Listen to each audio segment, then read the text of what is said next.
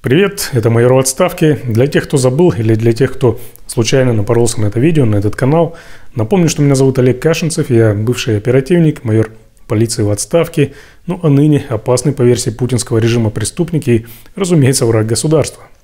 Чуть более 2 месяцев прошло с тех пор, как террористы захватили заложников в СИЗО Ростова, и уже сегодня мы наблюдаем ту же самую картину, но только уже в колонии строгого режима ИК-19 в Волгоградской области. Итак, сегодня там были захвачены несколько заложников, и так же, как в СИЗО Ростова, заложниками оказались сами сотрудники этой колонии. Первые сообщения о захвате заложников там появились около 13:30 по московскому времени. Чуть позже ФСИН официально подтвердил, что осужденные захватили в заложники сотрудников исправительной колонии во время заседания дисциплинарной комиссии. Несколько сотрудников, как минимум 3, к сожалению, были убиты. Но начальник колонии успешно сбежал, бросив своих подчиненных. И ровно так же, как в случае с ростовским СИЗО, заключенные, которые захватили заложников в Волгоградской области, также связаны с террористической организацией ИГИЛ.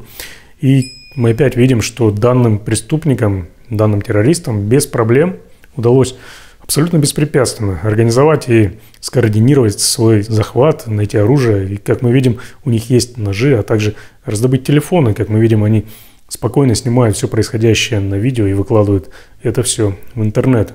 И на этом видео записаны сами заложники, ну и, в принципе, сам процесс захвата. Ну а что в Москве? А в Москве сегодня ватный фюрер выступил со специальным заявлением.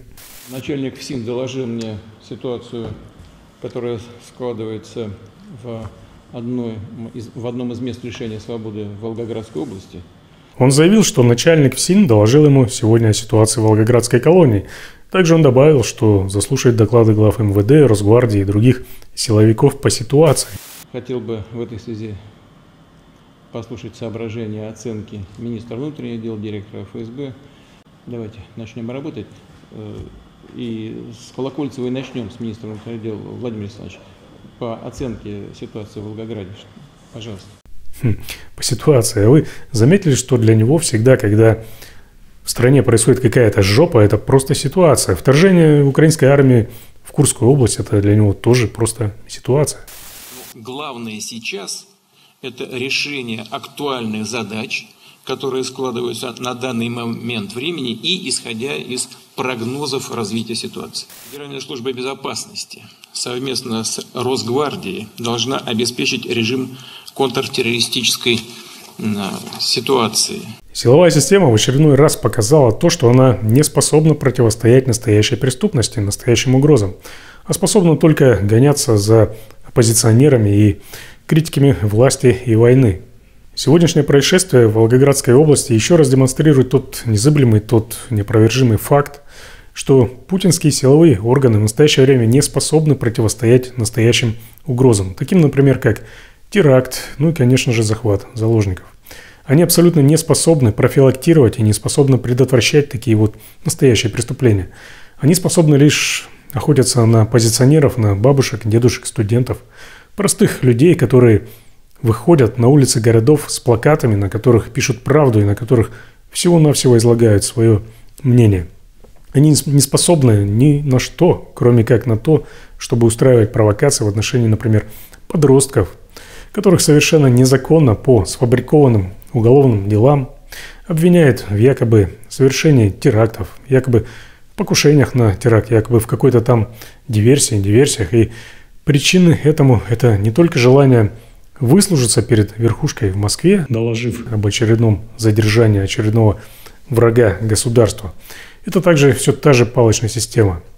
В итоге оба этих фактора загнали и продолжают загонять самих же силовиков в петлю, причем в прямом смысле этого слова, как мы видим это на примере ростовского СИЗО и, разумеется, на сегодняшнем примере колонии Волгоградской области. В одном из своих прошлых видео, ссылка, кстати, есть в описании, я более подробно разбирал тему, почему в России власть допускает полный провал в борьбе с терроризмом.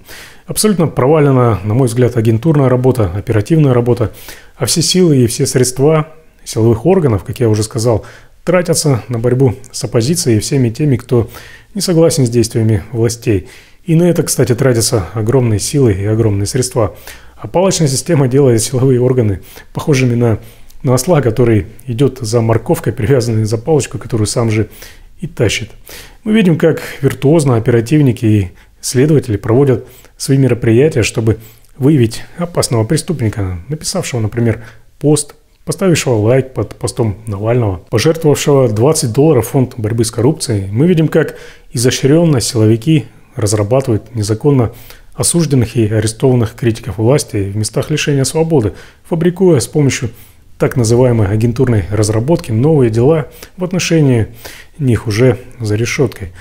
Но когда у этих путинских силовиков, под самым носом, за решеткой, под кучей охраны и видеокамерами сидит настоящий преступник, который способен к совершению настоящих тяжких и особо тяжких преступлений вроде теракта, то они, эти силовики, не способны даже в таких условиях сделать что-либо. У них не хватает на это ни квалификации, ни мозгов, как я понимаю. Вот сидит в клетке, например, перед тобой под охраной человек, принадлежность которого террористической организации либо доказана, либо не подлежит сомнению.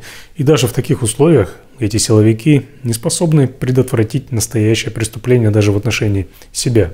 Эти исламисты должны были быть прикрыты агентурой, и каждый их шаг, каждая их мысль должны были быть известны оперативникам колонии. Но этого, как я понимаю, сделано не было. Более того, преступники смогли раздобыть холодное оружие и какие-то там террористические тряпки, что, скорее всего, не получилось бы без помощи самих же сотрудников этой колонии.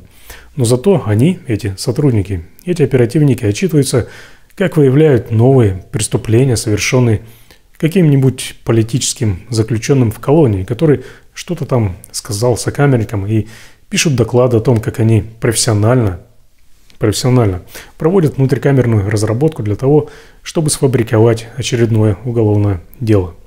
Они принимают участие в пытках и убийствах оппонентов власти, не представляющих абсолютно никакой угрозы для общества и находящихся под их контролем, за решеткой. Но защитить даже самих себя от плохих парней они не в состоянии.